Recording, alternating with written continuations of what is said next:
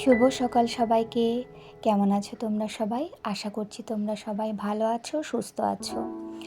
আজ হলো সোমবার, আর আমার আরও একটি নতুন ব্লগে তোমাদের সবাইকে স্বাগত জানাই। আজ তো সোমবার, মানে এবছরের শিবরাত্রিটা তো পরপর দুদিন পড়েছে, রোববার আর সোমবার। তা আমি সোমবার সকালবেলাতেই পুজোটা করছি। আর আমি ছাদ থেকে কিছু ফুল তুলে নিলাম। ঘরে অনেক ফুল আছে জানো তো, তাই এই কয়েকটা ফুলই নিয়ে গেলাম। নিজের গাছের ফুল দিয়ে আমি শিব ঠাকুরের পুজো করব। আর এবছরেই প্রথম আমি জানো ঘরের ঠাকুর, মানে ঘরের শিব ঠাকুরকেই ঘরে বসে আর কি পুজোটা করব।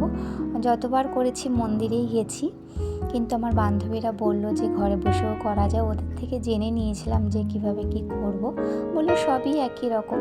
যাই হোক, দেখো অনেক ফুল আছে আগে, আর সমস্ত আয়োজনই মানে গোছানো হয়ে গেছে পুজোর আমার। এখন আমি পুজোটা করে নেব। বন্ধুরা, আজকে আমার ভিডিওটা তোমাদের ভালো লাগলে প্লিজ একটা লাইক দিয়ে পুরো ভিডিওটা দেখো, কমেন্টে জানিও, আর সাবস্ক্রাইব করে আমার পাশে থেকো। আশা করছি তোমাদের কাছে ব্লগটা একটু হলেও ভালো লাগবে। চলো পুজোটা তাহলে করে নিই। আমি আমার মতন করেই পুজোটা করে নিলাম।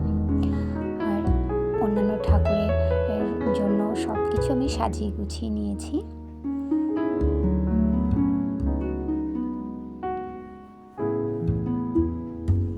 আর জানো, আমার শিব ঠাকুরের মালাটা অনেকটাই বড় হয়ে গেছে। আমার হাজব্যান্ডকে বলেছিলাম যে ছোটোর মধ্যে যদি মালা পাও বা খুচরো যদি আকন্দ ফুল পেয়ে থাকো নিয়ে এসো, আমি মালা গেঁথে নিতে পারবো, কারণ আমার ঠাকুর তো ছোট্ট একটা ঠাকুর। যাই হোক, সে তো আর হয়নি। এখন এই মালাটাকেই আমি দুভাঁজ করে বাবার গলায় পরিয়ে দিলাম। আর আজকে এই লাল হলুদ শাড়িটা পরেই পুজো করছি। ঘরের পুজো বা মন্দিরের পুজো তো শাড়ি পরে করতেই ভালো লাগে, তাই না? তবে আজ যেহেতু শিব ঠাকুরের পুজো করছি, তাই শাড়িটা একটু পরে নিলাম। আমি যেরকমভাবে পারছি, আমার মন থেকে যতটুকু পারছি ঠাকুরের পুজোটা আমি করে নিচ্ছি।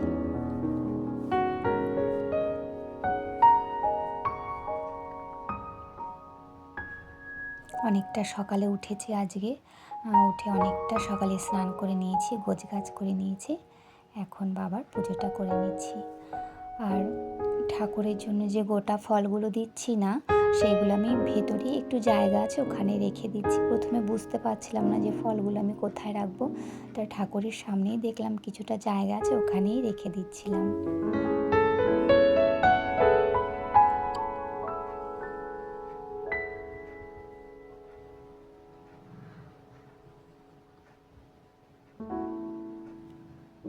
আর জানো, আমার মেয়ে বলছিল যে মা, মানে উপোস করে তো পুজো দিতে হয়, এবার উপোসটা কি আমার মেয়ে সেভাবে বোঝে না। যাই হোক, ওকে বুঝিয়েছিলাম।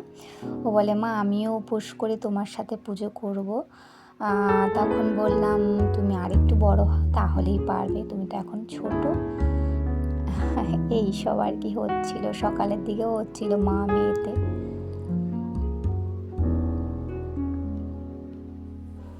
চলো, আমার পুজো দেওয়া হয়ে গেল। আমি যেভাবে পারলাম ভোলানাথের পুজো করে নিলাম, আর ঘরে পুজোটাও দিয়ে দিলাম। ঈশ্বরের কাছে সবসময় প্রার্থনা করি যে যেখানেই থাকুক যেন ভালো থাকে, সুস্থ থাকে।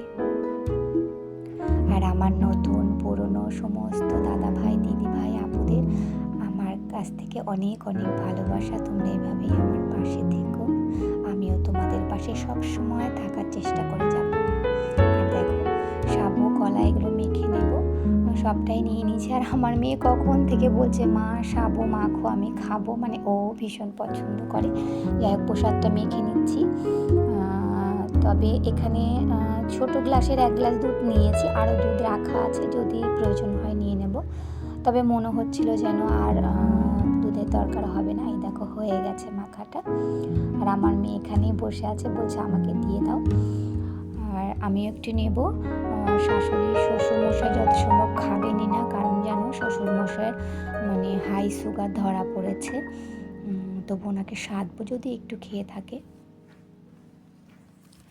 আচ্ছা, দুপুরে রান্না আমি কিছুই দেখাইনি, আজ তো নিরামিষ। গতকালকেও নিরামিষ খেয়েছিলাম, মানে রবিবারে। ভাত আছে, গরম ভাত। আর এখানে দেখো বাপের বাড়ি থেকে এনেছিলাম যে কলাই শাক বা খেসারি শাক, সেই শাকটা ভাজা, সিম দিয়ে ভাজা করেছে আমার শাশুড়ি মাই করেছে এটা। আমি এর আগের দিন করেছিলাম সিম ছাড়া, তবে জানো সিম দিয়ে আমার অতটা ভালো লাগে না, আমার প্লেনই ভালো লাগে। আর এখানে করেছি মুগ ডাল লাউ দিয়ে, মানে মামাবাড়ির বাপের বাড়ির সমস্ত সবজি দিয়ে এখনও চলছে। এই লাউটা মামাবাড়ির লাউটাই ছিল। আর এখানে করেছি নিরামিষ তরকারি। এই হচ্ছে আজকের মেনু, হয়ে যাবে খাওয়া দাওয়া। যাই হোক, খাওয়ার পরে না যেন, আর তোমাদেরকে তো আগের ব্লগেও বলেছি, মানে নতুন নতুন করে যেন ঠান্ডা বেড়েই চলেছে। প্রচণ্ড হাওয়ার খাওয়া দাওয়ার পরে না আমার খুব শীত করছিল, একটুখানি শুয়ে নেব। মেয়েকে বলছি একটু শুয়ে পড়ো, ও দেখো ক্যালকুলেটর দিয়ে খেলছে, বলে আমি একটু খেলি। যাই হোক, আবার নিয়ে নিল, একটু শুয়ে নেব, প্রচণ্ড মাথা যন্ত্রণা করছে। আচ্ছা, এখন তো বিকেলবেলা আমি ওদের দুজনকে পড়তে দিয়ে আসছি।